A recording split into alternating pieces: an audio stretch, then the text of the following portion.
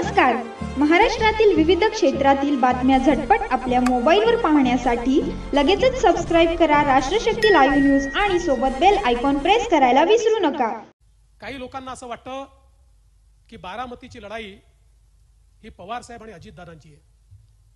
काही लोकांना असं वाटतं की बारामतीची लढाई ही सुप्रियाताईंची आणि सुनेत्रा वहिनींची आहे.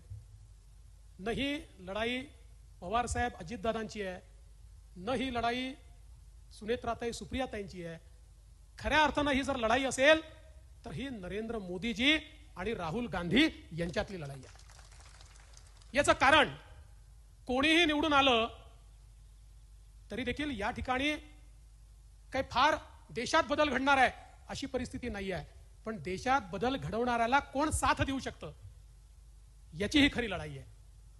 आज महायुतीचा उमेदवार जर निवडून आला तर मोदीजींच्या प्रत्येक विकासाच्या कार्याला एक हात वर असेल, एक बटन दाबलं जाईल आणि पूर्ण समर्थन दिलं जाईल.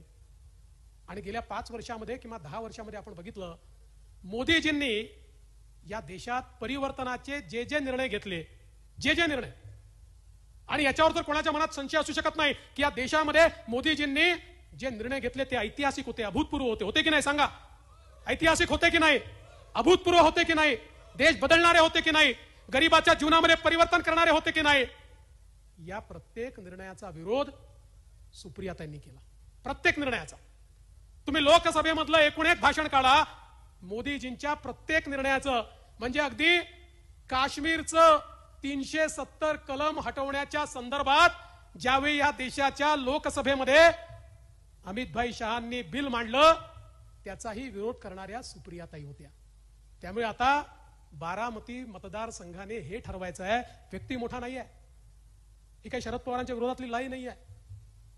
बारामती मतदारसंघातल्या लोकांनी हे ठरवायचं आहे की बारामतीचा खासदार हा मोदीजींच्या विकास यात्रेमध्ये चालेल की राहुल गांधींच्या ज्या समाजविरोधी आणि देशाचा विकासाचा अजेंडा पूर्णपणे डिरेल झाला पाहिजे अशा प्रकारच्या मानसिकतेच्या मागे चालेल.